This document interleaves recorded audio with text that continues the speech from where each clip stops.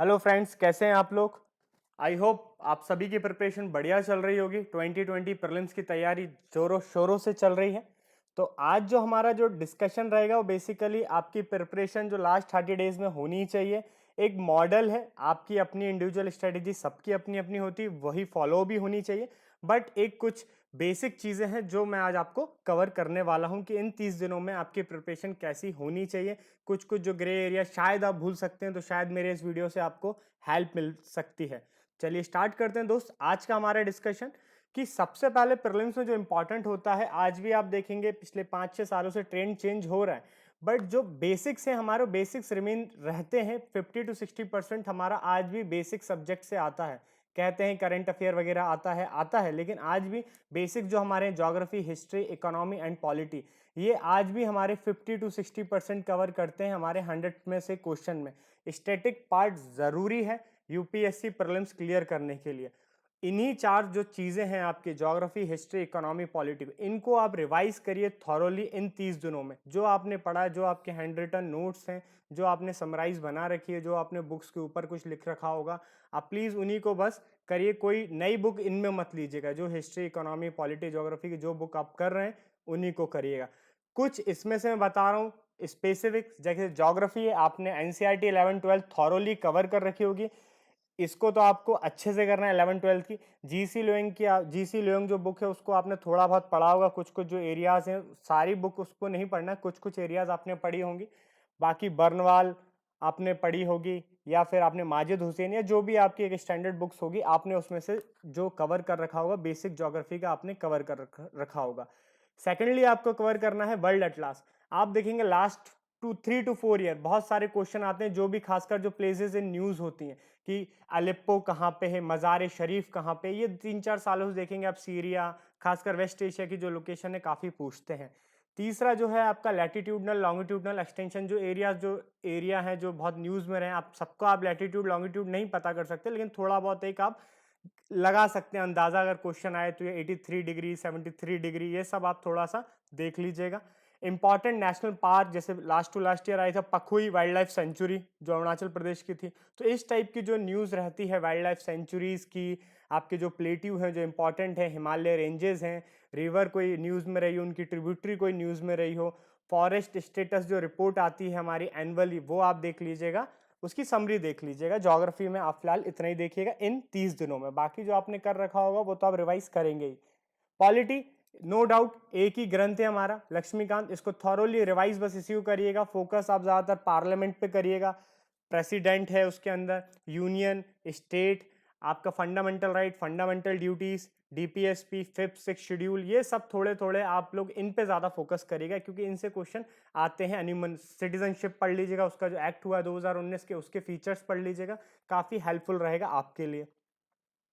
Economics, economics ज्यादातर scheme वगैरह सब इसी से रिलेट करके पूछते हैं। ज्यादातर करंट अफेयर रहता है और कुछ बेसिक रहता है, वो कंसेप्चुअल रहता है। आजकल जो 3-4 सालों से कंसेप्चुअल पूछते हैं कि अगर फिजिकल डेफिसिट हमारा बढ़ रहा है तो क्या होगा, या हमारा रिवर्स रेपो रेट या रेपो रेट हमारा कम हुआ तो उससे इन्फ्लेशन पे क्या इंपैक्ट पड़ेगा। तो ये सारी चीजें कंसेप्चुअल बेस इकोनॉमिक्स में ज्यादातर क्वेश्चन पूछते हैं। तो आपकी इसमें कंसेप्ट क्लियरिटी बहुत अच्छी मांगना पड़ता है आज की डेट में आपकी इकोनॉमिक्स में। बाकी बहुत इजी आते हैं, जैसे बेसल 3 नॉर्म पूछा था 2017-18 में कि बेसल नॉर्म क्या है, तो सिंपल सा बैंकिंग के नॉर्म्स होते हैं। तो बहुत सिंपल क्वेश्चन पूछते हैं या फिर बहुत ही कंसेप्चुअल बेस्ड क्वेश्चन पूछते हैं। इन्वायरमेंट में भी एक और ग्रंथ है आपका शंकर आईएएस, नो डाउट बहुत अच्छी बुक है, आपको उससे उसी से पढ़ रहे होंगे आप, उसी को आप रिवाइज करिए। सेकंड, जो भी करंट अफेयर्स की आप जो बुक पढ़ते हैं, मंथली मैगजीन पढ़ते हैं, उसमें जो इन्वायरमेंट से रिलेटेड जो भी करंट अफेयर हो, एयर पॉल्यूशन पे कोई नई स्कीम किसी स्टेट ने कोई निकाला हो, या कुछ भी ऐसा कोई कहीं मीटिंग हुई हो क्लाइमेट चेंज पे, ग्लोबल वार्मिंग पे, वो सारी चीज़ें पता होनी चाहिए आपको। वैसे इस बार सारी वर्चुअल हुई है, लेकिन तब भी आप थोड़ा इस पर देखिएगा जो भी करंट अफेयर रहा हो इन्वायरमेंट से रिलेटेड। सेकेंडली, एक हर साल एनुअल रिपोर्ट आती है, उसकी आप समरी देख सकते हैं। मिनिस्ट्री ऑफ इन्वायरमेंट की आती है, एनुअल रिपोर्ट आती है, उससे आपको बहुत अच्छे हेल्प मिलेगी। वो आपका रिवीजन ही करेगा, कोई अलग से बर्डन नहीं रहेगा।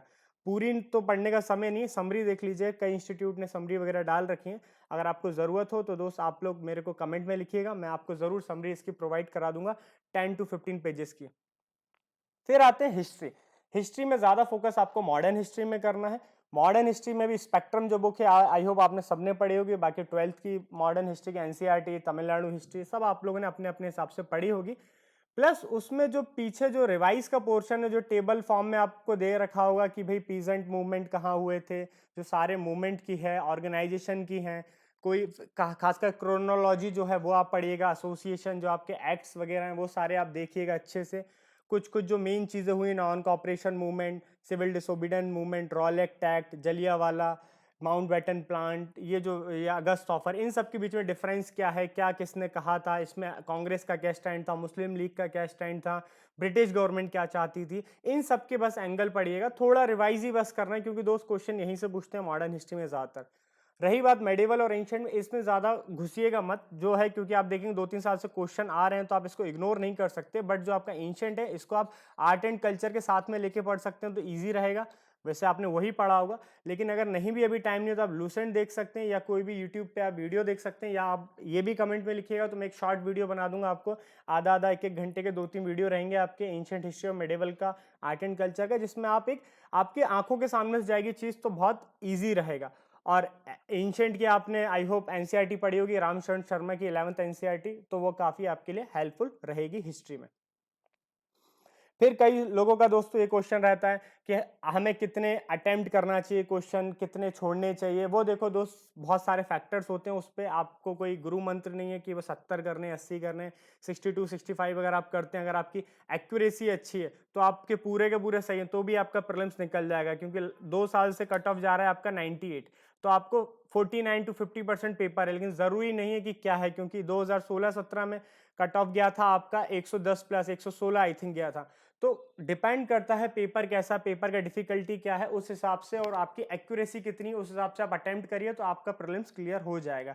तो ये सब कैसे आप पता करेंगे कि भाई मेरी एक्यूरेसी क्या है, और ये आप पहला अटेम्प्ट है या दूसरा अटेम्प्ट है, पहला आपका प्री नहीं निकला है, तो सबसे बेस्ट होता है दोस्त आप मॉक टेस्ट दीजिए। आप लोगों ने दिए होंगे, कोई ना कोई टेस्ट सीरीज ज्वाइन कर रखी होगी, लेकिन यहाँ पे आप नए दीजिएगा। जो आपने पहले दिए वो तो ठीक है, उनका रिवाइज करते रहिए, लेकिन इधर पे 30 दिन में से कम 15 से 20 आप मॉक टेस्ट दीजिएगा, वो भी फुल लेंथ। सब्जेक्टिव वाइज का टाइम चला गया दोस्त 30 दिनों के अंदर, और उन्हीं सबको रिवाइज करिएगा। उनके ऑप्शन देखिएगा कि ऑप्शन में क्या कहा गया है, ऑप्शन में कैसी क्या चीजें हैं, वो ऑप्शन देखिएगा आप। सेकंड, आप इस 30 दिनों में आप ये कर सकते हैं कि 10 साल के प्रीवियस ईयर के क्वेश्चन उठाइए, उनके ऑप्शन देखिए, क्योंकि 2-3 क्वेश्चन हमेशा अनयूमन रिपीट होते हैं, या ऑप्शन में से या खासकर हिस्ट्री में से डायरेक्ट के डायरेक्ट क्वेश्चन पूछ सकते हैं, तो आपको वहां एज मिल जाएगा। तो आप 10 ईयर के प्रीवियस ईयर क्वेश्चन लगा सकते हैं। इससे आप ये भी पता कर सकते हैं कि बेसिकली यूपीएससी क्वेश्चन कैसे पूछता है। आप एनालाइज कर सकते हैं कि वो फैक्ट ज्यादा पूछता है, ट्रेंड ज्यादा पूछता है, या कंसेप्चुअल पूछता है, किस एरिया में क्या हमको पढ़ना है क्या नहीं पढ़ना। मतलब अभी जो 30 दिन का टाइम है, अभी आप वही पढ़िए जो आपने पहले पढ़ा, कोई नई चीज पे अभी आप बिल्कुल मत जाइएगा। फिर तब भी अगर आपका यही क्वेश्चन है कि क्या है सेफ जोन अटेम्प्ट, तो अनिवन 70 to 80 क्वेश्चन अगर आप करते हैं, ये मिनिमम और मैक्सिमम दोनों इसी में है, 70 to 80 क्वेश्चन करते हैं, आपका एक्यूरेसी लेवल अगर 10 गलत भी हो गए अगर आपके यहाँ पे, तो आपका सेफ साइड निकल जाएगा। इससे ऊपर करते हैं तो अगर आप कॉन्फिडेंट है तो करिए, लेकिन 70 से नीचे थोड़ा सा क्या डेंजर जोन आ जाता है, क्योंकि अगर आपकी एक्यूरेसी में अगर 10 भी गलत हो गया, 60 सही हुआ, तो फिर नेगेटिव मार्किंग में आप 110 करीब आ जाएंगे, तो सेफ जोन नहीं रहता है।